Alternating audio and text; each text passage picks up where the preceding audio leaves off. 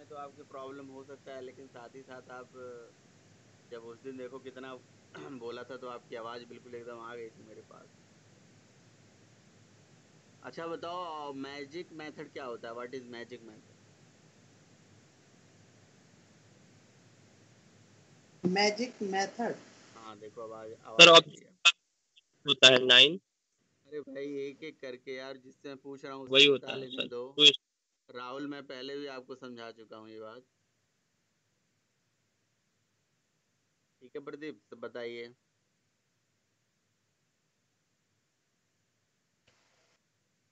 Magic method sir, ये कि magic number मतलब। अब आपकी आवाज़ नहीं आ रही है। सर मैं कह रहा हूँ कि हाँ मतलब जी। मैजिक मेथड, मैथिक नंबर मतलब उन्हें बताने क्या मैजिक है। मेथड। ओके। अच्छा ठीक है, नहीं बताओगे कोई बात नहीं। चलो राहुल ही बता रहे थे, राहुल बताओ भाई, मैजिक मेथड क्या होता है?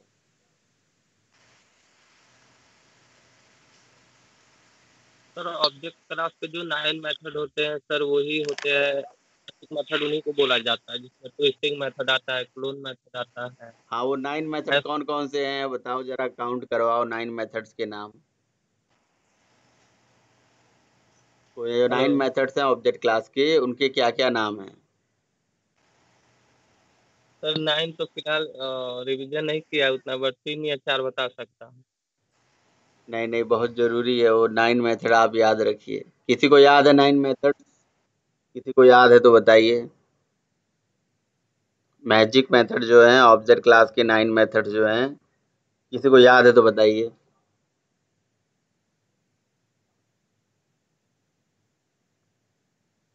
और नहीं याद है तो याद करिए। सर क्या मैं बता सकता हूँ? बिल्कुल बता सकते हैं, बताइए। Sir first method public final void notify sir, और notify all, wait notify all, wait and wait. One one more method wait sir, जिसके अंदर पैरामीटर होता है। नहीं, वो एक वेट को एक ही बार गिनो, पैरामीटर वाला मत गिनो आप।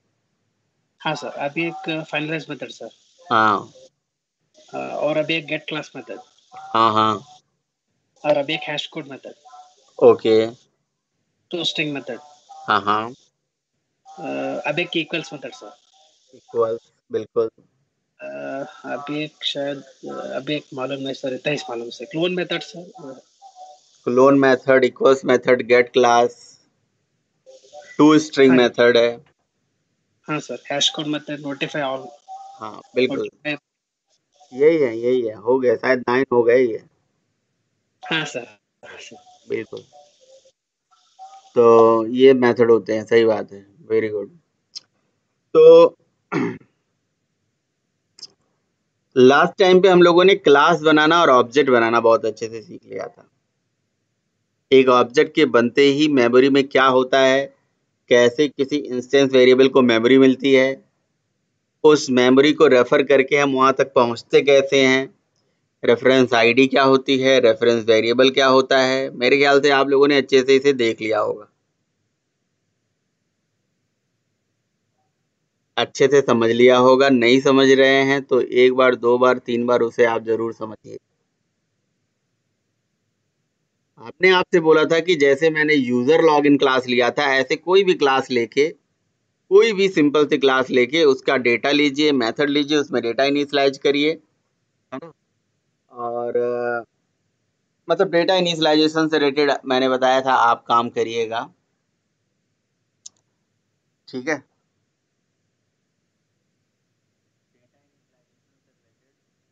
काम करना था आप लोगों को कि आप अपना खुद का डेटा ले सकते हो, उसको इनिशियलाइज कर सकते हो, और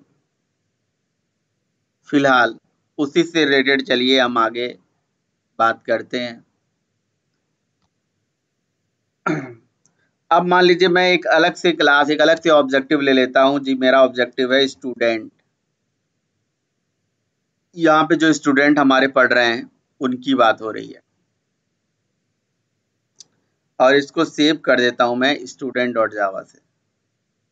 मैं उनकी इंफॉर्मेशन रखना चाहता हूं।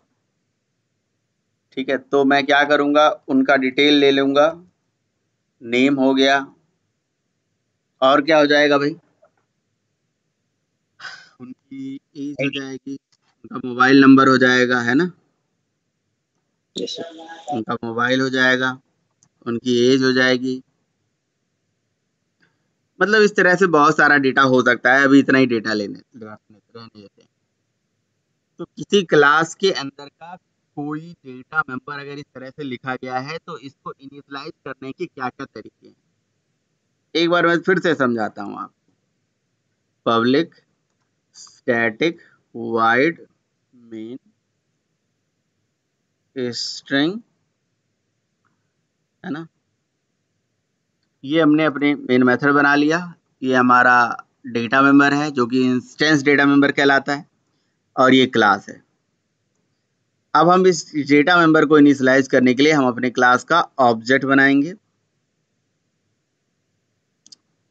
तो हमने student S is equals to new student, हमने अपने क्लास का ऑब्जेक्ट बना दिया, ताकि मतलब एक ऑब्जेक्ट बना दिया, मतलब एक स्टूडेंट आ गया। अब मेरे पास अगर मान लो 20 स्टूडेंट हैं तो 20 का मुझे सेपरेट ऑब्जेक्ट बनाना पड़ेगा, सबको अलग अलग मेमोरी देनी पड़ेगी, क्योंकि एक ऑब्जेक्ट को एक बार में एक जगह मतलब एक अलग से मेमोरी मिलती है। एक ऑब्जेक्ट बनाया जी, एक मेमोरी मिल गई, दूसरा ऑब्जेक्ट बनाएंगे, दूसरी मेमोरी मिल जाएगी। अब एक ऑब्जेक्ट के बनने के बाद ये है ऑब्जेक्ट। अच्छा, ये जो ऑब्जेक्ट हम बनाते हैं, जैसे हमने एक ऑब्जेक्ट बनाया बिल्कुल एनोनिमस वाला जिसका कोई नाम नहीं है, तो इस ऑब्जेक्ट के बनाने के क्या फायदे हैं, क्या नुकसान है, कौन मुझे बताएगा? इस ऑब्जेक्ट को बनाने के क्या फायदे हैं, क्या नुकसान है? ये सर थोड़ी देर के लिए यूज होता है, जैसे ही रन होने के बाद तुरंत वो डिलीट हो जाती है मेमोरी से, उसका एनोनिमस छोड़ते हैं। भाई प्रदीप, पुरानी समस्या वही है, क्या मैं बार बार बोलूं? हाँ बोलो। हम लोग का आवाज देखो कितना बुलंद आता है, बिल्कुल। हाँ sir, when you are creating any animous object, sir, in under the main method, that is Sachin द्वपिन बता रहे हो आप? हाँ सर, हाँ द्वपिन, बताइए बताइए, थोड़ा सा क्लियरली बताइएगा, आपका भी थोड़ा आवाज नहीं आता है। sir, it's my concept. I mean, according to my concept, that's my. Okay, sir, I'm saying that when you are trying to नहीं make any नहीं, द्वपिन animous, हिंदी में बताइए ताकि सब लोग समझ पाए। इंग्लिश में नहीं समझ में आता, अंग्रेजी बहुत कमजोर है सबका, हमारा भी। ठीक है, यस और सर।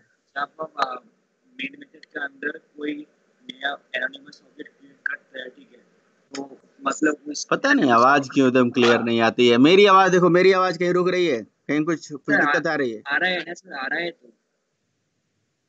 हाँ, आपका हेलो, आवाज आ रहा है हाँ, अब।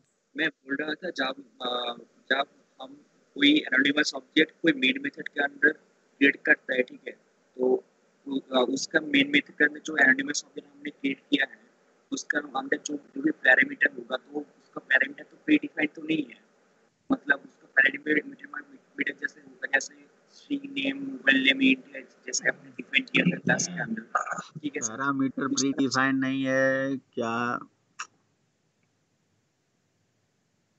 एक काम कर हम दो बताए अपन, थे। एक काम करिए स्वपिन, आप आप इसी चैट में लिख के भेज दीजिए कि भाई जो मैंने क्वेश्चन पूछा है इसका आंसर, टू द पॉइंट लिखिएगा, to the point, that is very important. कि भाई मेरा क्वेश्चन क्या था, मेरा क्वेश्चन मैं एक बार फिर से रिपीट कर देता हूँ, क्वेश्चन क्या था, और जिसको जिसको जैसे प्रदीप हुए, दर्पिन हुए, आप लोग आंसर लिख दीजिए। क्वेश्चन क्या है कि हम एनोनिमस ऑब्जेक्ट्स जब बनाते हैं तो उसकी क्या एडवांटेज और क्या डिसएडवांटेज होते हैं, that's it. Okay sir, okay sir. लिख लीजिए। तब तक कोई और बताना चाहे तो बता दे, नहीं तो फिर मैं बताता। हेलो हाँ जी। सर, एनोनिमस ऑब्जेक्ट का जो डिसएडवांटेजेस है वो ये है कि इसको सिर्फ हम लोग एक बार यूज कर सकते हैं, इसको बार बार हम कॉल नहीं कर सकते, मतलब नाम से हम इसको बुला नहीं सकते। इसके ऊपर वेरियस फंक्शन जो हमारे मेथड्स हैं या फिर कुछ, उनको हम लोग बार बार यूज नहीं कर सकते। सही बात सबसे है, बड़ी बात ये होती है। सही बात है, बिल्कुल। और बार बार रीयूजेबल और चीज सर इसका, पॉसिबल नहीं। और हमारे पास जो इसका एडवांटेज है वो ये है कि ये सिर्फ आता है, इसको हम लोग कॉल करते हैं, ये आता है, यूज होता है, उसके बाद गार्बेज कलेक्शन के थ्रू ये खत्म हो जाता है। सिर्फ थोड़े टाइम के लिए ही यूज होता है, जितनी देर तक इसकी हमें रिक्वायरमेंट है। उसके बाद ये मेमोरी में स्टोर नहीं रहता है, उसके बाद ये अपने आप रिलीज हो जाता है। ये इसके एडवांटेज है। ऑटोमेटिक गार्बेज कलेक्शन हो जाता है। जी जी जी। परफेक्ट बताया आपने। ऑटोमेटिक गार्बेज कलेक्शन हो जाता है। इसका सबसे बड़ा फायदा यही है कि अगर हमें मतलब कोई ऐसा ऑब्जेक्ट चाहिए जिसको हमें लाना है, थोड़ी देर के लिए यूज करना है, फिर उसको मेमोरी से अगर डिस्ट्रॉय भी हो गया तो कोई दिक्कत वाली बात नहीं। अगर ऐसा कोई सिनेरियो बनाना है तो उस केस में हम इसको यूज कर सकते हैं। परफेक्ट, सही बात कि ऑब्जेक्ट आया मेमोरी में, यूज हुआ जी, उसके बाद अब हमें उसका जरूरत नहीं है तो उस केस में हम इसको यूज कर सकते हैं, एनोनिमस ऑब्जेक्ट। तो एनोनिमस ऑब्जेक्ट का ये बेसिकली फायदा है, ये इसका एडवांटेज है। सही बताया आपने। ये बिल्कुल उसी तरह से है जैसे हम मतलब अपने घरों में डिस्पोजल यूज करते हैं ना, can we use the time of object creation, it's short time objects. बिल्कुल सही बात है, ये शॉर्ट टाइम ऑब्जेक्ट होता है जो कि थोड़ी देर के लिए आता है मेमोरी में और जिससे हम काम करते हैं उसके बाद खत्म हो जाता है, वो मेमोरी से डिस्ट्रॉय हो जाता है, यूज एंड थ्रो वाला चीज हो जाता है ना, यूज एंड थ्रो वाला चीज हो जाता है। क्योंकि क्योंकि ये ऑब्जेक्ट्स मेमोरी में जेबीएम संभाल के रखने वाला नहीं है, ये ऑब्जेक्ट्स मेमोरी से अपने आप डिस्ट्रॉय हो जाएगा। इस ऑब्जेक्ट का ऑटोमेटिक गार्बेज कलेक्शन हो जाएगा। इस ऑब्जेक्ट की रीयूजेबिलिटी नहीं हो सकती है, इसका डिसएडवांटेज है। इसका एडवांटेज है कि जी ये ऑब्जेक्ट मेमोरी के अंदर आता है। अच्छा, इसका यूज और कब कब करते हैं मैं बताता हूँ आपको। जैसे आपको आगे चल के इवेंट हैंडलिंग करोगे, बटन पे इवेंट करोगे, किसी और चीज पे इवेंट करोगे, एंड्रॉइड में ऐप बनाओगे, बटन पे इवेंट करोगे, क्लिक करोगे, इवेंट हैंडलिंग होगी, वहां पे भी हम एनोनिमस सेक्शन बनाएंगे। ये वो एनोनिमस ऑब्जेक्ट है, एनोनिमस मतलब बिना नेम वाला ऑब्जेक्ट। इसी तरह से वहां पे भी बिना नेम वाला ऑब्जेक्ट बनाएंगे। ठीक है, एनोनिमस सेक्शन क्लास बनाते हैं और इसलिए बनाते हैं ताकि बटन पे हमने क्लिक करा, कोई एक्शन करा, एक्शन हुआ खत्म, फिर ये मेमोरी से खत्म हो जाए, डजंट मैटर, हमें इसे चाहिए ही नहीं। घर के अंदर हमारे डिस्पोजल आया, प्लास्टिक के बर्तन आए, ठीक है ना, और उसके बाद हमने उसको उस पे खाना खाया, उसके बाद फेंक दिया। साउथ इंडियन जो लोग होते हैं वो लोग वो यूज करते हैं, पुदीने का पत्ता यूज करते हैं, है ना, मैंने देखा है। तो वो भी उस पे हम लोग मतलब गांव में तो बहुत पहले हम लोग भी यूज किए हुए हैं सर, हमारे भी यूज किए हुए हैं। हाँ। तो वो जो है वो वही मतलब लाया, उसके बाद उसमें खाना खाया, उठा के फेंक दिया, बर्तन धुलने का झंझट खत्म। बर्तन धुलना उलना नहीं है, ये वो नहीं करना है, बार बार यूज नहीं करना है। फायदा यही है यार कि देखो सबसे बड़ी चीज है कि आप मतलब वही बर्तन भी धुलना पड़ेगा, सबसे बड़ी बात तो ये हो गई। देखो कितना एफर्ट बच गया, कितना टाइम बच गया, खाया उसके बाद फेंक दिया, दैट्स इट। उसी तरह से ऑब्जेक्ट आया मेमोरी में, यूज करा, खत्म। इसमें बार बार फंक्शन नहीं चल सकता, एक ही बार चल सकता है। वेरी गुड, ठीक है। लेकिन और जेवीएम कंटिन्यूसली, जेवीएम के अंदर जो एल्गोरिथम है वो कंटिन्यूसली ये चेक करता है कि जी ऐसा कौन सा ऑब्जेक्ट है जिसका मतलब रेफरेंस वेरिएबल नहीं है, ऑब्जेक्ट जिसका रेफरेंस वेरिएबल नहीं है ना, तो वो ना ऑब्जेक्ट्स को मेमोरी से रिलीज करता चला जाता है। जेवीएम वो चेक करता है कि ऐसे कौन से ऑब्जेक्ट्स हैं जिनका रेफरेंस वेरिएबल मतलब जिनकी जिनकी रेफरेंस वेरिएबल नहीं है। अगर वो किसी भी तरह से रेफरेंस वेरिएबल अपना लॉस कर चुका है तो उसका ऑटोमेटिक गार्बेज कलेक्शन हो जाना है। ये ट्रूथ है,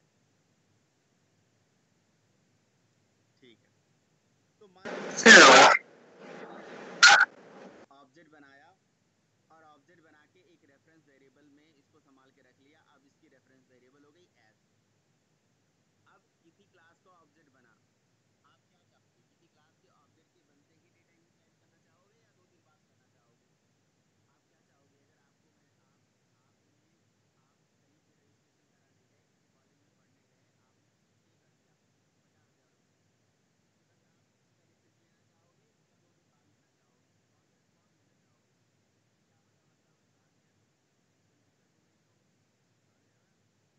ना, मतलब जिनको मैंने फीस दिया वो कल को अपना वहाँ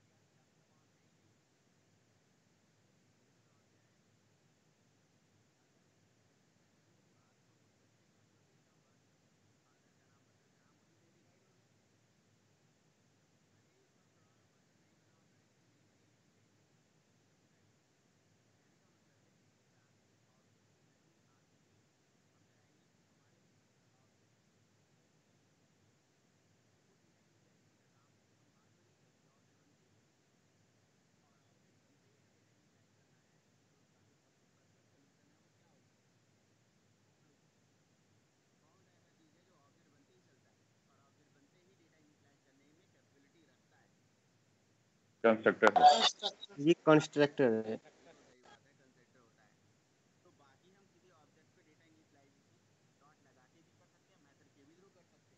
मेथड में भी पैरामीटराइज नॉन पैरामीटराइज दोनों से कर सकते हैं, लेकिन वो दोनों हम यूज नहीं करने जा रहे हैं, हम कंस्ट्रक्टर वाला अप्रोच यूज करेंगे। बस नहीं, अगर किसी को समस्या है तो मैं वो भी यूज करके बताऊंगा। किसी क्लास बनाया, डेटा बनाया, ऑब्जेक्ट बनाया, अब इस पे डेटा इनिशियलाइज करना है तो हम कंस्ट्रक्टर से कर सकते हैं। कंस्ट्रक्टर के बारे में क्या अनिकेत बताइए, what is constructor, what is constructor? तो एक कंस्ट्रक्टर हमारे पास स्पेशल टाइप का मेंबर फंक्शन होता है जो कि क्लास के नेम जैसा होता है, जिसका नाम क्लास के नाम के बराबर होता है। फिर उसके बाद इसका कोई भी no, it has no any return type, not even a void.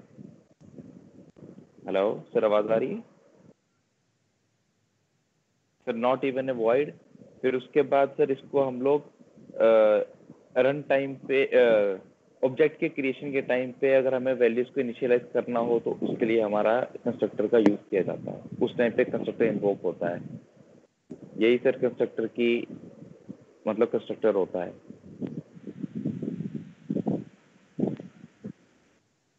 Consider is a special type of method whose name must be same as its class name, who have no any return type. Programmer cannot call the constructor explicitly, it is implicitly called when object is created.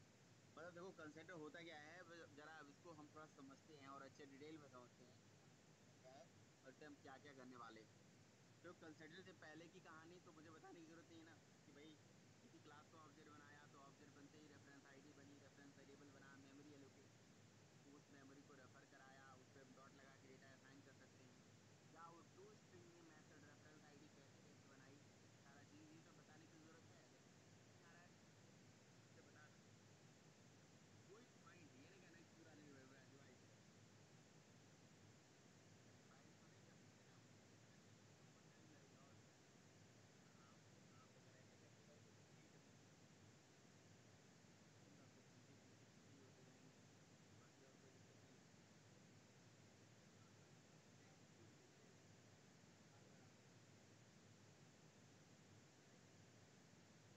और कोई दिक्कत नहीं है।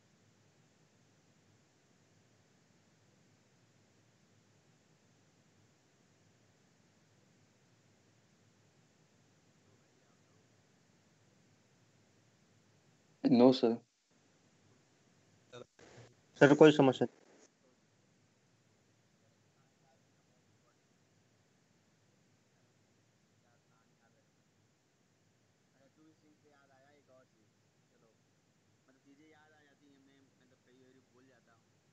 अच्छा, मैं अपनी class का object बनाऊँ और रेफरेंस आईडी ना प्रिंट करूँ, ऐसा पॉसिबल है?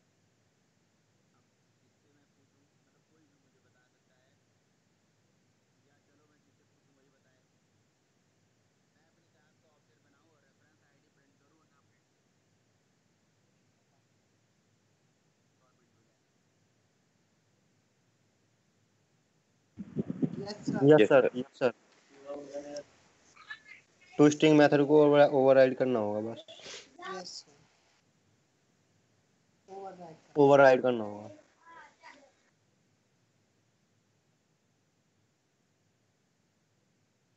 को ओवरराइड करके हम कर सकते हैं ना? जी सर। Yes sir. मेथड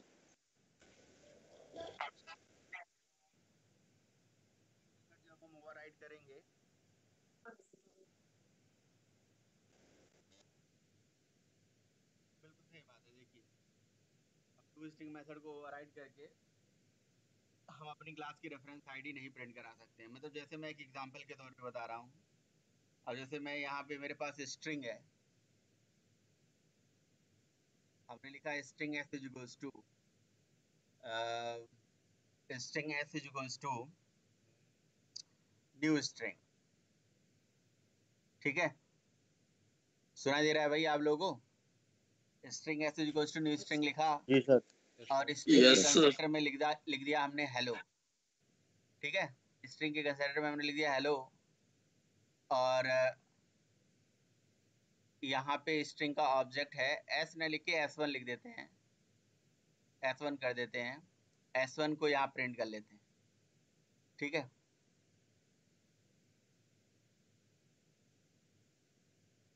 और यहाँ पे हम डेस्कटॉप वाले एरिया में जाते हैं जी, प्रोग्राम को कंपाइल करेंगे। Java C student dot Java, code compile हो गया और ये देखिए रन हो गया।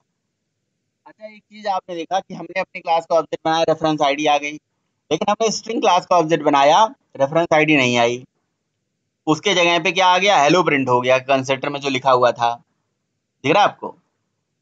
तो हम भी चाहते हैं जी हमारे कंस्ट्रक्टर में जो लिखा हुआ है, जैसे मैं अपने कंस्ट्रक्टर में लिख दूं हाय, और वही सेम चीज मतलब यहाँ पे दिखने लगे है, रेफरेंस आईडी ना प्रिंट हो, तो पहले तो कंस्ट्रक्टर बनाना पड़ेगा, फिर इसको यहाँ पे रिसीव करना पड़ेगा। ठीक है, और जैसे मैंने मान लिया वेरिएबल का नाम S1 ले लिया, और उसके बाद क्या करना पड़ेगा मुझे बताइए? उसके बाद कुछ उसके नहीं बाद करना तो पड़ेगा। आपको रिटर्न कराना होगा S1 को बस। हाँ, इसके बाद यहाँ पे एक वेरिएबल मैंने बना दिया, स्ट्रिंग टाइप का एक S2 वेरिएबल बना दिया, और S2 इक्वल्स टू S1 कर दिया, और इसके बाद टू स्ट्रिंग मेथड यहाँ से मैंने ओवरराइड कर दिया, PUBLIC public string to string बना लिया, और यहाँ से रिटर्न करा दिया हमने, रिटर्न करा दिया क्या, S2 को रिटर्न करा दिया। ठीक है, अब कोड को यहाँ से कंपाइल कर लेते हैं और यहाँ से रन करके देख लेते हैं। देखो भाई, अगर ये चाहते हैं कि हम अपनी क्लास का ऑब्जेक्ट बनाए, रेफरेंस आईडी ना प्रिंट हो, हम अपनी क्लास का ऑब्जेक्ट बनाए, रेफरेंस आईडी प्रिंट ना हो, तो क्या कर सकते हैं ऐसा? देखिए वही किया है।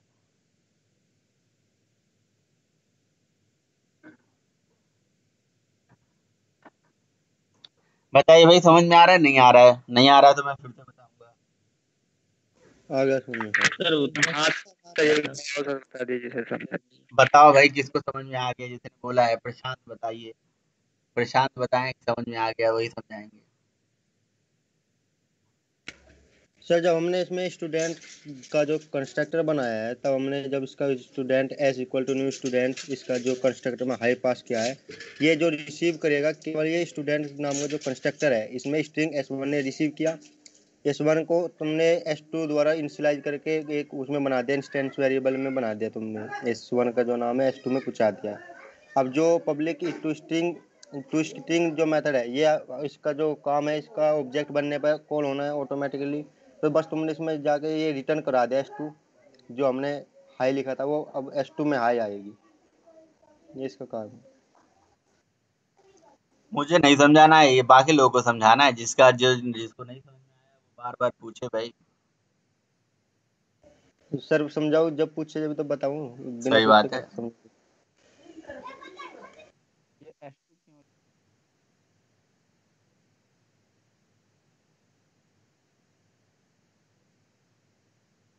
हेलो। पूछ लो भाई, क्या क्या नहीं समझ में आया बात इसमें, तब तो बताया जाए क्या नहीं समझ में आया, कौन सी लाइन नहीं समझ में आई।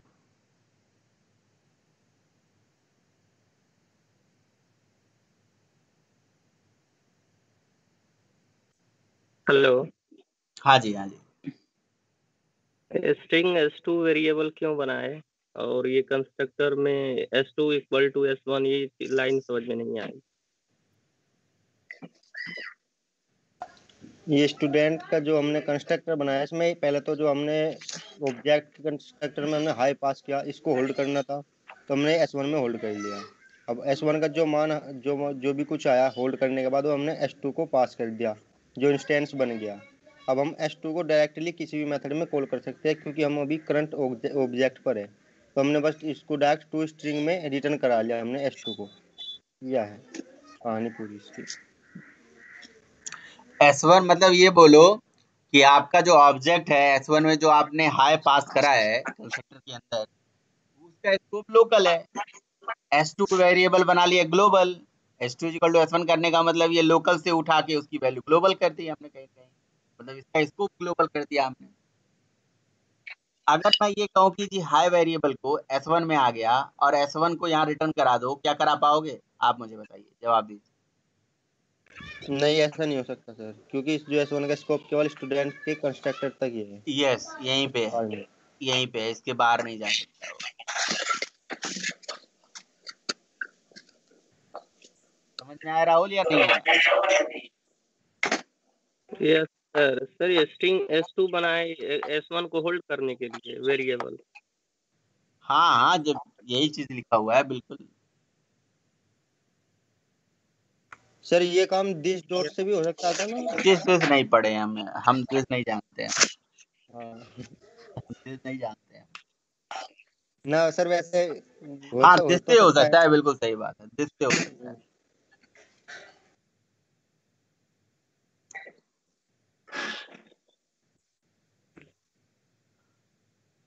भाई एक वेरिएबल, यही सब अगर आप नहीं जानते हो तो ऊप्स में आप मतलब टिक नहीं पाओगे। यही सब जानना बहुत जरूरी है।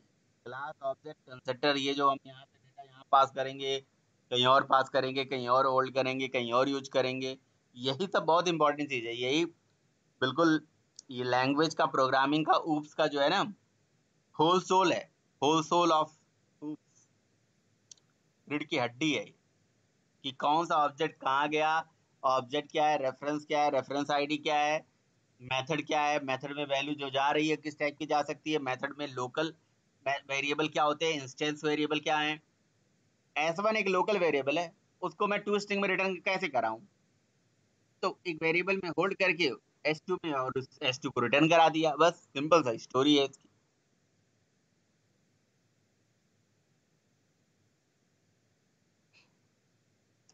S1 के मान को हमने S2 के मान S2 के मान में भेज दिया है क्या प्रशांत कुछ बता रहा था, इसके मान को हमने यहाँ इसको होल्ड कर लिया। हाँ सर, मैथ का वो बताया था, मान नहीं होता ना कोई हाँ, इसकी वैल्यू। सही है, हाँ सही है, बहुत बढ़िया। आना चाहिए समझ में, बस किसी तरह से आए, मान मतलब हाँ वैल्यू। सर, चाहे देसी हेलो मेथड सर। से हो या कैसे। सही है, सही है। हेलो। हाँ जी। ये कह रहे हैं सर, जैसे इसमें हमने स्टूडेंट लिखा हुआ है, हाई तो एस में आ जाना चाहिए और S1 में हेलो आ रहा है ना सर, उसी प्रकार एस एस में हाई आ जाना चाहिए। वही आया है और क्या, देखिए आया है भाई, एस में लेकिन हाई सर आ गया, इसमें एस को प्रिंट किया, हाई प्रिंट हुआ है यहाँ पे।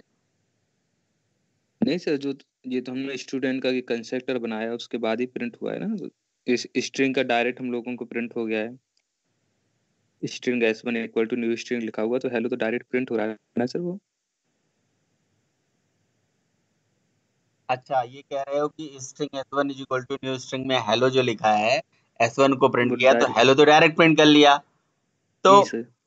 तो ये जो काम हम कर रहे हैं ना, कि अपने ऑब्जेक्ट का कंस्ट्रक्टर में भेजा, टू स्ट्रिंग से रिटर्न कराया, यही जी जी। काम स्ट्रिंग क्लास ने इंटरनली कर रखी है। अच्छा। हाँ यही काम वो स्ट्रिंग ने इस कर रखी है इंटरनली। स्ट्रिंग अच्छा जो वो इस क्लास है वो जादू थोड़ी ना करता होगा, कोई काम ऐसे ही होता होगा जो हम कर रहे हैं, इसीलिए तो आपको समझाया जा रहा है ये। आगे चल के अगर आपको कभी ये दिखे कि यार मैंने इसका तो ऑब्जेक्ट बनाया, इसकी तो रेफरेंस आईडी आ ही नहीं रही है, क्लास का नाम @ हैश कोड नहीं आ रहा है, तो समझ जाओ भैया इसका कहीं ना कहीं टू स्ट्रिंग का ही लोचा है। उसने टू स्ट्रिंग को ओवरराइड कर रखा होगा, उसने इस वैल्यू को, रेफरेंस वेरिएबल को कहीं ना कहीं या इन वैल्यूज को होल्ड करके अपने टू स्ट्रिंग से कहीं रिटर्न करा रखा होगा। ओके सर, ये तो जो जो काम एग्जीक्यूशन हम होगा तो कर रहे पहले। हैं, जो काम हम कर रहे हैं यहाँ से ऑब्जेक्ट की रेफरेंस आईडी भेजना, ऊपर रिसीव करना, कॉल करना, यही काम कौन कर रखा है, कौन करता है यही काम?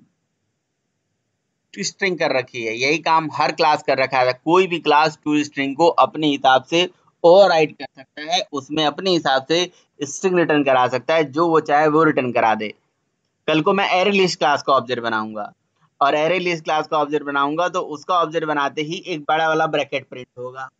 दिखाऊं आपको, लो मैं दिखाता हूँ। Java dot यूटिल dot array list, ठीक है, ये भी एक क्लास है। Array list Java dot यूटिल dot array list class का ऑब्जेक्ट बनाया। अभी मैं इसका ऑब्जेक्ट बनाऊंगा रेफरेंस आईडी के नाम पे। यहाँ पे एक बड़ा वाला ब्रैकेट प्रिंट होगा, कर मतलब एरे का सिंबल प्रिंट होगा बड़े वाले में, ये देखो। तो क्या इसका मतलब इसने क्या कर रखा होगा, इसने भी इसी तरह से टू स्ट्रिंग को ओवरराइड करके ये सिंबल प्रिंट करा रखा होगा। अब आप भी कर सकते हो, हम भी कर सकते हैं भाई, ठीक है, ये चीज है। हाँ बताइए, कोई कुछ पूछ रहा था जी सर, कोई कुछ पूछ रहा था।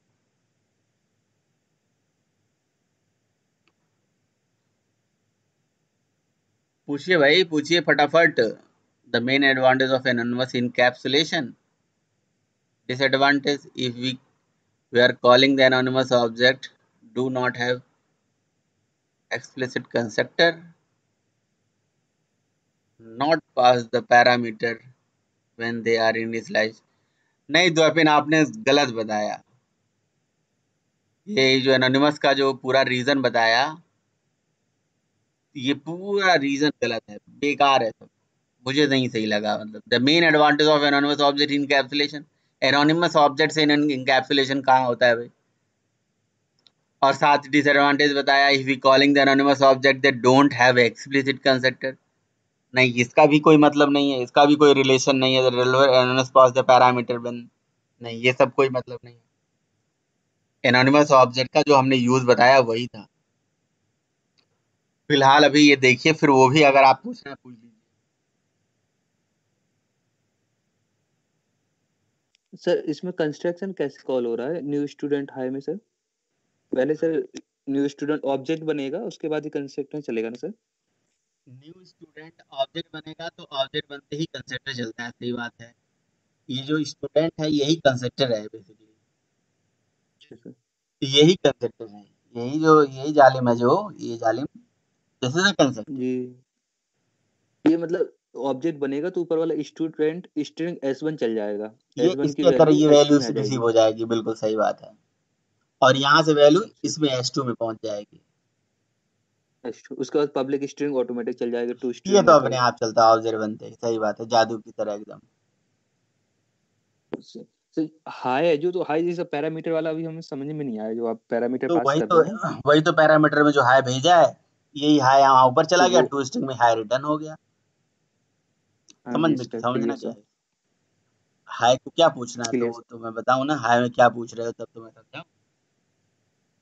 नहीं यही पूछ रहा था, हाई जो वैल्यू है जहाँ हाई की, तो S1 में ऑटोमेटिक चली जाती है ना, ये पूछ रहा था पैरामीटर जो ऐसे पास हो कैसे रहा पहुंच जाती है S1 में, आप ये सब ना करो। है। हाई वाली जो वैल्यू है वो तो उस जी ऑब्जेक्ट के अंदर पहुंच जाएगी ना। हाई तो एक, अगर हाई आप कुछ न लिखो, पहली बात तो कंसिडर नहीं बनाओ, तो ये हाई वैल्यू कहीं रिसीव ही नहीं होगी, एरर आ जाएगा। मैं सब जी हटा सर। देता हूँ, अगर मैं ये सब हटा देता हूँ और इस प्रोग्राम को कंपाइल करूंगा तो ये एरर आ जाएगा कंपाइल टाइम पे। ऐसे थोड़ी ना होता है कि कंसिडर आपने बनाया ही नहीं, वैल्यू भेज दिया। ये पैरामीटराइज कंसिडर है, आपने पैरामीटराइज बनाया ही नहीं, ये तो दिक्कत है ना। जी सर। हाँ जी जी जी, जो कंस्ट्रक्टर ऑलरेडी बना होगा उसी को हम कॉल कर सकते हैं। जी सर। बिल्कुल बिल्कुल, सत्य वचन, यूनिवर्सल ट्रुथ बोल दिया आपने, जो बना है उसी को कॉल कर सकते हैं, और क्या। जी सर आगे बढ़ाइए सर। Okay sir.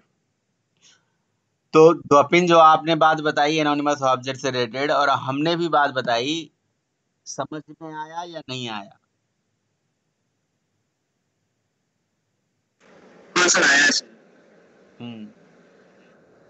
एक्सप्लेनेशन बहुत इंपॉर्टेंट चीज है।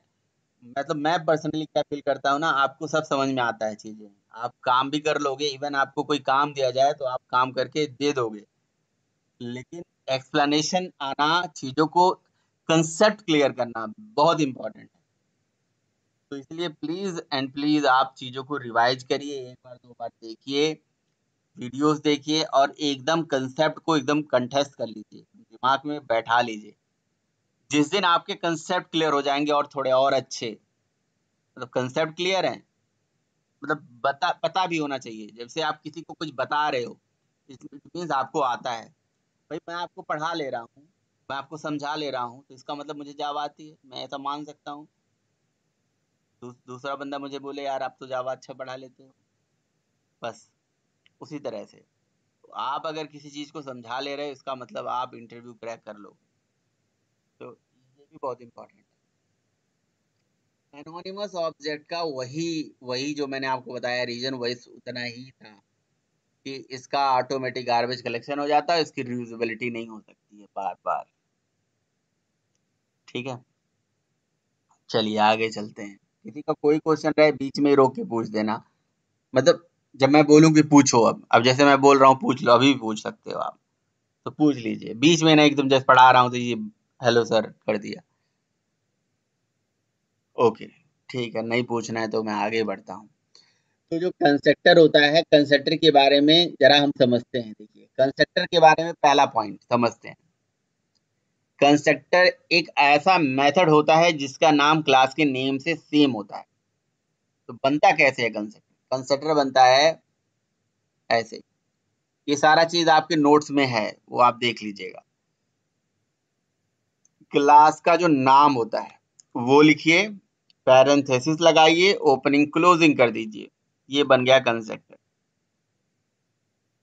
क्लास नेम, जो भी क्लास का नाम होगा, बल्कि हम क्लास नेम में बोल के क्लास आइडेंटिफायर बोल दें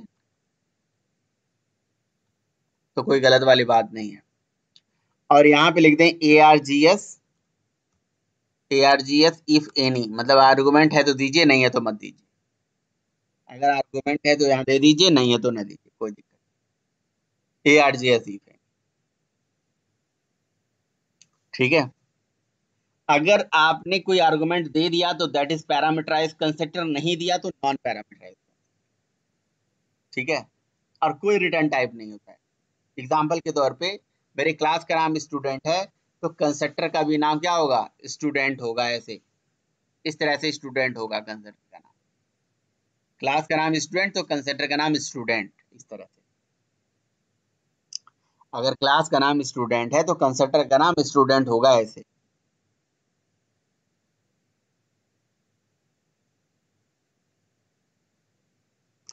ठीक है। अगर इसे पैरामीटर भेजना है तो मैं इसे एक पैरामीटर दे सकता हूँ जी, कॉमा करके 2 पैरामीटर दे सकता हूँ, 3 पैरामीटर दे सकता हूँ, ऐसे भेज सकता हूँ। That is parameterize constructor. इसको बोलते हैं कंस्ट्रक्टर कॉलिंग, मतलब सॉरी डेफिनीशन। इसको कंस्ट्रक्टर की डेफिनीशन बोलते हैं, बॉडी ऑफ कंस्ट्रक्टर बोलते हैं। जहां पे हम कंस्ट्रक्टर के अंदर जो काम करना होता है, वर्क, जो भी आपको वर्क करना है वो यहाँ पे लिखिए, पूरी बॉडी में आप लॉजिक लिखिए। और कॉल कैसे होता है? ये ऐसे, जैसे यहाँ लिखा ना न्यू स्टूडेंट, ये है कॉलिंग, ये कॉलिंग। तो दो बातें हैं, किसको कंस्ट्रक्टर बोलोगे? न्यू स्टूडेंट को बोलोगे या इसको बोलोगे जो यहाँ पे लिखा हुआ है? कंस्ट्रक्टर किसे बोलेंगे, न्यू स्टूडेंट को या इसको यहाँ पे जो बना हुआ? यार एक्चुअली कंस्ट्रक्टर तो दोनों है वो भी है ये भी है। आपने कहा आप अजीब बात करते हो, तो दो दो चीज की एक एक ही बात की। अरे मैं ही सूर्या भी हो सकता हूँ और मैं ही रमेश भी हो सकता हूँ, या मैं, मेरा नाम अगर घर का कुछ है तो वो भी हो सकता हूँ, तो बिल्कुल हो सकते हो भाई। लेकिन एक एक ही मतलब दो, मतलब कहने का मतलब ये है कि दो अलग अलग जगह पे दो अलग अलग चीजें लिखी गई हैं, आप दोनों को कंसिडर बोल रहे हो। हाँ यार भाई, यहाँ पे कंसिडर का, यहाँ कंसिडर बना है और यहाँ कंसिडर कॉल हो रहा है, ये है कंसिडर की कॉलिंग। न्यू नहीं, न्यू तो अलग चीज है। न्यू तो ऑपरेटर है, टेक्स्ट बेस्ड ऑपरेटर है, जिसका काम है ऑब्जेक्ट बनाना, मेमोरी एलोकेट करना, बट कितना करना, कैसे करना, वो कंसिडर ही बताता है। तो अभी जो मैंने हाईलाइट करा है स्टूडेंट ओनली पैरेंथेसिस के साथ, हाँ बस वो बात अलग है कि न्यू के साथ ही लिखा जाता है कंसिडर की कॉलिंग। कंसिडर की कॉलिंग हमेशा न्यू के साथ ही होती है, ये बात अलग है। कंस्ट्रक्टर एक स्पेशल टाइप का मेथड है जिसका नाम क्लास के नेम से सेम होता है, जिसका रिटर्न टाइप नहीं होता है, बल्कि वाइड भी नहीं होता है, और हमेशा ये न्यू के साथ कॉल होता है, न्यू के साथ कॉल होता है। न्यू और कंस्ट्रक्टर भाई भाई हैं, बिल्कुल एकदम भाई भाई हैं, बिल्कुल अलग अलग नहीं हो सकते, एक दूसरे से जुदा नहीं हो सकते हैं ये, है ना, अलग अलग नहीं हो सकते, समझ रहे हो ना। इनको अलग कर दोगे तो फिर यस ये सर। जी नहीं पाएंगे एक दूसरे के बिना, मर जाएंगे, समझ रहे हो? बोलो भाई। Yes sir. हाँ बिल्कुल, ये पुराने पिक्चर, यस सर। पुराने वाले पिक्चर की तरह है बिल्कुल, जो ओल्ड वाले पिक्चर आते थे। अभी भी होते हैं, ऐसा नहीं है, बहुत से ऐसे लोग होते हैं।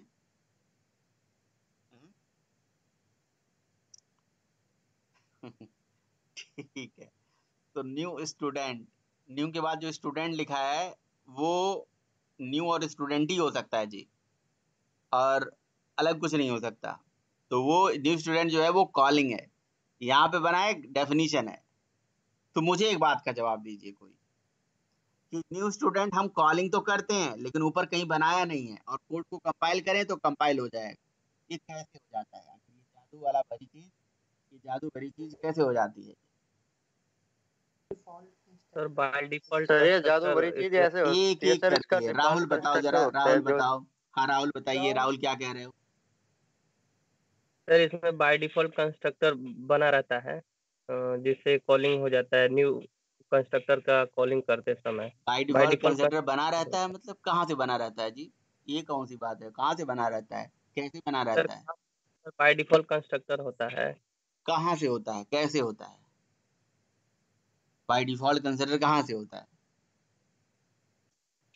सर कंपाइलर बना देता है सर डिफॉल्ट। कंपाइल टाइम पे कंपाइलर कंपाइल टाइम पे डिफॉल्ट कंसिडर बना देता है, यस, ये इसका आंसर है।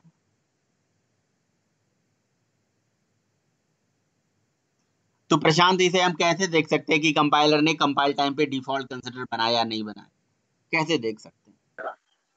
सर आप इसको जावा पी करके देख सकते हो।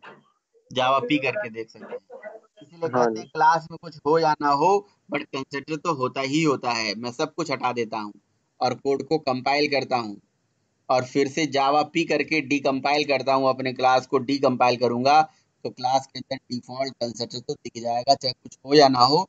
डिफॉल्ट कंसिडर एक हो आ जाता है, ये बन गया, ये देखो क्लास ने सब कुछ हटा दिया है अभी। Yes sir. तो इसका रूल है, क्या रूल है? रूल बताइए प्रशांत, व्हाट इज द रूल? इसका रूल क्या है? सर रूल मतलब कुछ समझ में नहीं आया। रूल कंस्ट्रक्टर जो बनाता है कंपाइलर, उसका कुछ रूल भी तो होगा। रूल मतलब रूल होता है, जावा रूल सर, के लिए सर ही रूल तो मशहूर है। ये है कि कंस्ट्रक्टर केवल क्लास के नाम से बनेगा, इसके कोई रिटर्न टाइप नहीं होता है, ये है इसका रूल। तो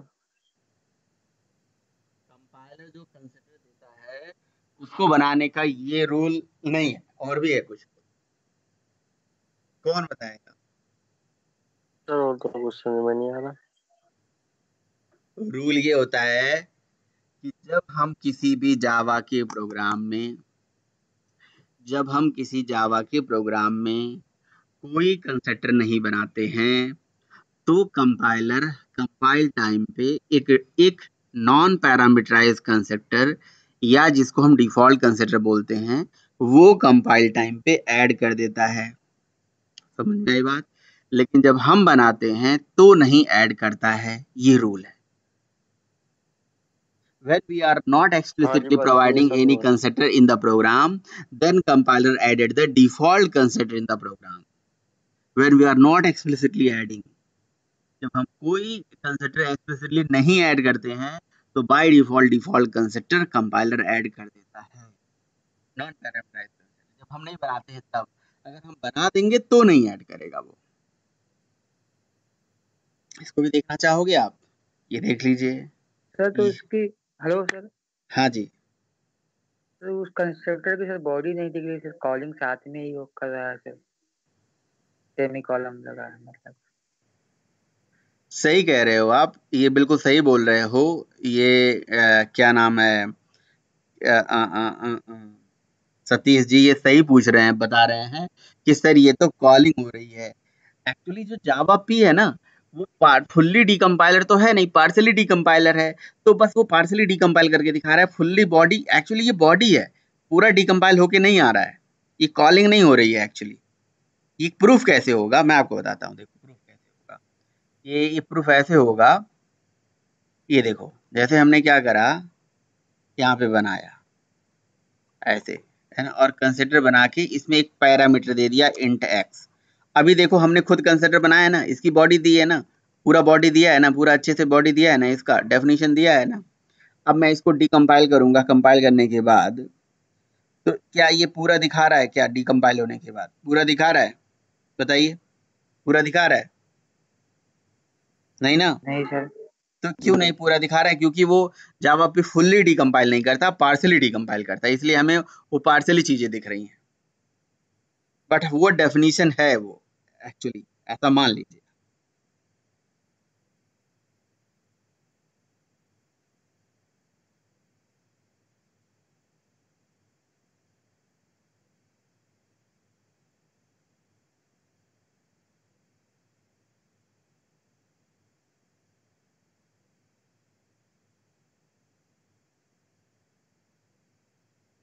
सर आवाज नहीं आ रही।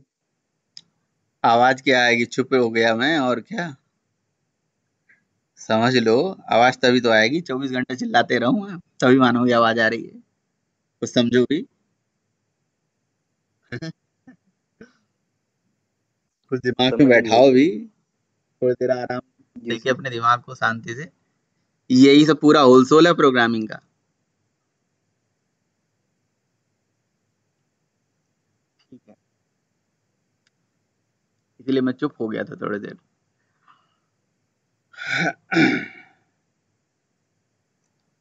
कंस्ट्रक्टर की रिलेटेड यही कहानी है। देखो हमने बना दिया, अब वो डिफॉल्ट कंस्ट्रक्टर नहीं आया। हमने जब बना दिया तो वो डिफॉल्ट कंस्ट्रक्टर नहीं आया। अब यहाँ दिमाग लगा सकते हो आप, यहाँ पूछ सकते थे आप, अब तो नहीं आया डिफॉल्ट कंस्ट्रक्टर क्योंकि हमने बना दिया ना। अब नहीं आया डिफॉल्ट कंस्ट्रक्टर क्योंकि हमने कंस्ट्रक्टर बना दिया। तो चूंकि हमने जब बना दिया तो कंपाइलर ने नहीं बनाया। ये बहुत इंपॉर्टेंट बात है। When we are not explicitly providing any constructor in the program, then compiler add the default constructor. If we are adding, so compiler not added the default constructor. वो नहीं ऐड करेगा। ओके, इसे मिटा दीजिए। ठीक है, अब यहाँ पे जो हमने इसे कॉपी करा था, ये कंस्ट्रक्टर है। कंस्ट्रक्टर से रिलेटेड बहुत सारी कहानी है, अब एक एक करके हम डिस्कस करेंगे। यहाँ पे हमने इसको लगा दिया, डेटा मेंबर है कंस्ट्रक्टर। अभी हमने कंस्ट्रक्टर, तो कंस्ट्रक्टर क्या है भाई? स्पेशल टाइप का मेथड जिसका नाम होता है क्लास के नेम से सेम, जिसका रिटर्न टाइप नहीं होता। ठीक है, बना लीजिए। कंस्ट्रक्टर दो तरह के होते हैं, पैरामीटराइज, नॉन पैरामीटराइज। करता क्या है कंस्ट्रक्टर? करता क्या है कंस्ट्रक्टर? करता क्या है कंस्ट्रक्टर? बताता हूँ क्या करता है। देखिए, ऑब्जेक्ट बना, कॉल हुआ। ऑब्जेक्ट बनते ही कॉल होता है, तो ऑब्जेक्ट बनते ही कॉल होता है, तो मतलब इसे ऑब्जेक्ट बनते ही जो भी इसके अंदर करना है कर दो। मैंने इसके अंदर नेम में कुछ वैल्यू दे दिया, नेम इक्वल टू राम दे दिया। तो बताओ, क्या ऑब्जेक्ट बनते ही किसी डेटा को इनिशियलाइज नहीं कर सकता है ये? तो ये सबसे बड़ा पर्पस है मतलब कंस्ट्रक्टर का। कहते हैं कि ऑब्जेक्ट बनते ही डेटा को इनिशियलाइज कर देता है। This is the main purpose of constructor. It is used to initialize the data at the time of object creation. Object बना, कॉल हुआ, डेटा इनिशियलाइज। ये है नॉन पैरामीटराइज कंस्ट्रक्टर। ये है नॉन पैरामीटराइज कंस्ट्रक्टर, इसमें पैरामीटर नहीं है। ठीक है, तो नॉन पैरामीटराइज कंस्ट्रक्टर जो होता है उसके साथ एक रिस्ट्रिक्शन है। क्या उसका ड्रॉबैक है? कि जब भी ये कॉल होगा हर ऑब्जेक्ट के लिए एक ही कॉल होगा। एक ही मतलब अगर नॉन पैरामीटराइज कंस्ट्रक्टर हमने बना के रखा है तो हर ऑब्जेक्ट के लिए यही एक ही कंस्ट्रक्टर कॉल होगा और हर ऑब्जेक्ट के लिए सेम वैल्यू असाइन कर देगा, सेम वैल्यू। तो अगर आपको सिमिलर टाइप के कुछ एक्शन करने हैं किसी ऑब्जेक्ट पे, तो you can do the non parameterize constructor. You can create the non parameterize constructor जो सेम टाइप के ऑब्जेक्ट्स, हर सेम टाइप का एक्शन, सेम टाइप का कोई काम हर ऑब्जेक्ट पे करना है, तो आप इसके अंदर कर लीजिए भाई।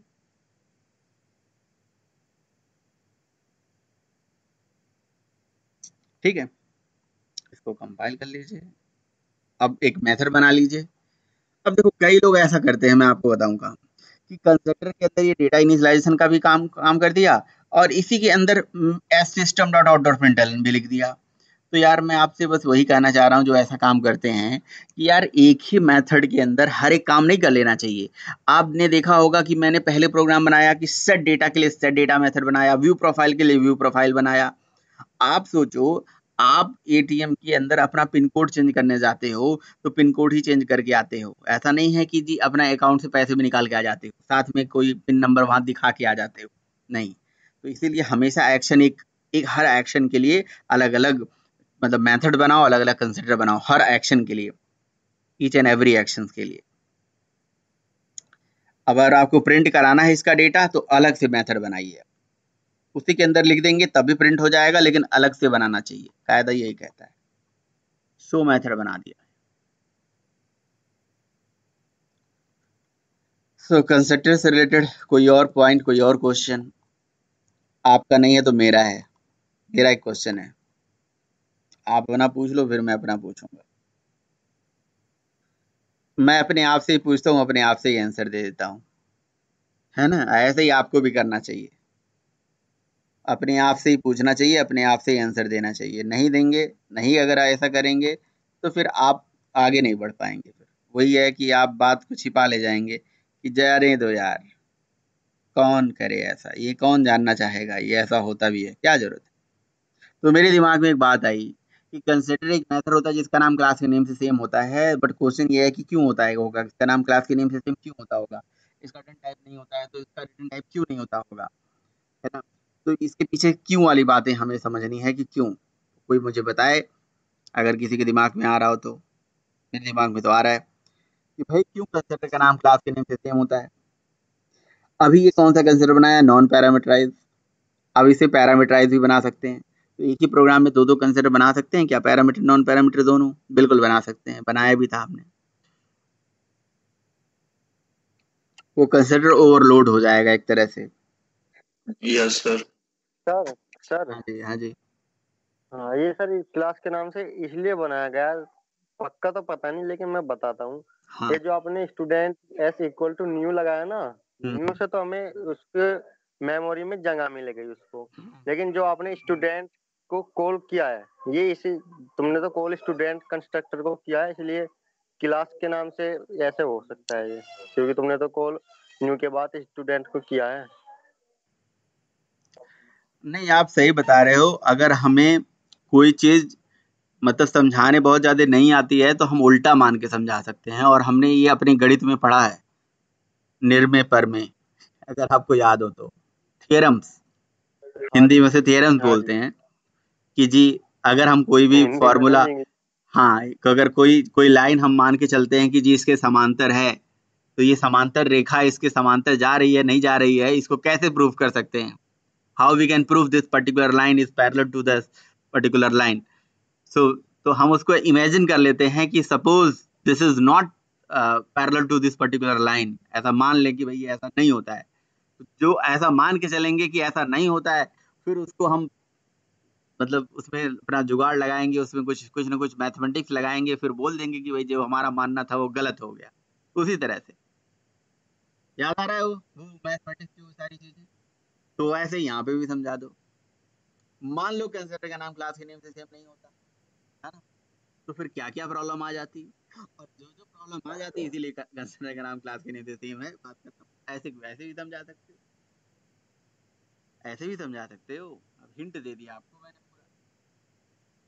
हाँ हाँ समझ गया सर। तो ये यही बात है सर, हमने मान लिया क्लास के नाम से कंस्ट्रक्टर। सर मेरी आवाज वापस आ रही है? नहीं, हमें नहीं आ रही है, आपको आ रही होगी। आ रही है सर, रिपीट हो रही है। हाँ हमें भी सही है सर। तो सर बात यह है, हाँ, जब हमने स्टूडेंट क्लास का कंस्ट्रक्टर बनाया है, स्टूडेंट नाम से बनाया है, यदि हम इसको स्टूडेंट नहीं मानते, कुछ और मानते, तो एक अलग मेथड बन जाता। लेकिन जब हमने इसको ऑब्जेक्ट बनाया है, तो हमने इसमें स्टूडेंट। सिंपल सा मतलब है, इसमें मैं एक वर्ड में समझाऊंगा, मेरी बात आपको इंटरेस्टेड लगेगी। अगर कंसिडर का नाम क्लास के नेम से सेम नहीं होता तो न्यू को कैसे पता चलता कि मुझे किस क्लास के लिए ऑब्जेक्ट बनाना है। सिंपल सा मतलब ये, मतलब किसके लिए ऑब्जेक्ट बनाना है। देखो सिंपल, फिर से मैं बता रहा हूँ कि अगर कंसिडर का नाम क्लास के नेम से सेम नहीं होता तो न्यू को कैसे पता चलता कि मुझे किस क्लास का ऑब्जेक्ट बनाना है, किसके लिए बनाना है, कितना बनाना है, कितना मेमोरी लोकेट करना है, कितना इंस्टेंस वेरिएबल को मेमोरी देना है, ये सब कैसे पता लगता है? वो कंसिडर से ही पता चलता है। और कंसिडर का नाम क्लास के नेम से जब सेम होता है तो पता चल जाता है कि मुझे इस क्लास में जाना है, इस क्लास में जाना है, और उसके लिए मेमोरी लोकेट कर देना। जैसे आप लिखते हैं न्यू स्कैनर, न्यू स्कैनर का मतलब ये हो गया कि स्कैनर क्लास का ऑब्जेक्ट बना, स्कैनर क्लास के इंस्टेंस वेरिएबल को मेमोरी में जगह मिली, उस तरह। अगर कंसिडर का नाम क्लास के नेम से सही नहीं होता तो सबसे बड़ी समस्या न्यू के साथ आ जाती। न्यू को कैसे पता चलता कि मुझे किसके लिए मेमोरी लोकेट करना है, कितना करना है, कैसे करना है, ये समस्या आ जाती। नहीं आती? आप मुझे बताओ। कंसिडर का नाम कुछ भी होता, हाथी होता, XYZ होता, तो वो XYZ लिखने से उसे पता कैसे चलता है मुझे XYZ क्या है, कहाँ जाना है, XYZ कहाँ पे है, कहाँ नहीं है। क्लास के नेम से है तो क्लास के नेम को चेक करके उसके इंस्टेंस वेरिएबल के अकॉर्डिंगली मेमोरी लोकेट कर देता है। अगर कंसिडर का नाम क्लास के नेम से सेम नहीं होता तो न्यू के साथ समस्या हो जाती। न्यू को नहीं समझ में आता कि कितना मेमोरी लोकेट करना है, किसके लिए करना है, ये सब। तो सर ये जो कंस्ट्रक्टर है केवल इसको न्यू को ये बताता है कि भाई तुम स्टूडेंट नाम की क्लास में चले जाओ, इसमें जितने भी डेटा मेंबर फंक्शन है इनको मेमोरी दे दो। हाँ, मेंबर फंक्शन को नहीं, data member, instance data member हाँ को जी बेसिकली। हाँ जी भाई, इनको मेमोरी दे दो तुम। और दूसरी समस्या कंपाइलर के लिए आ जाती है। कंपाइलर जो कंपाइल टाइम पे डिफॉल्ट कंसिडर ऐड करता है वो किस नाम से ऐड करता है वो बताओ।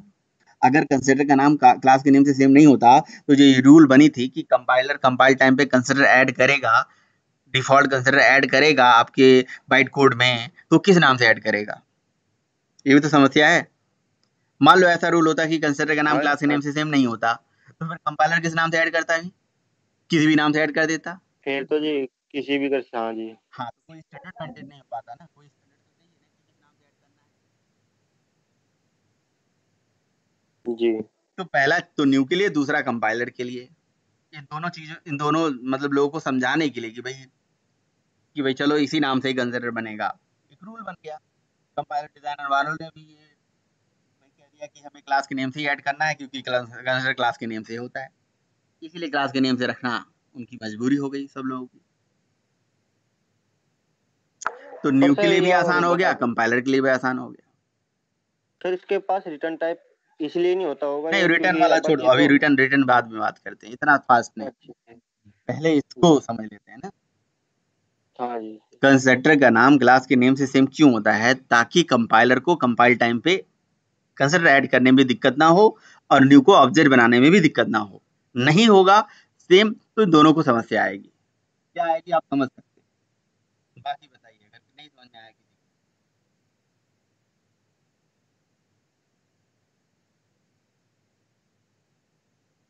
आ गया सर समझ को।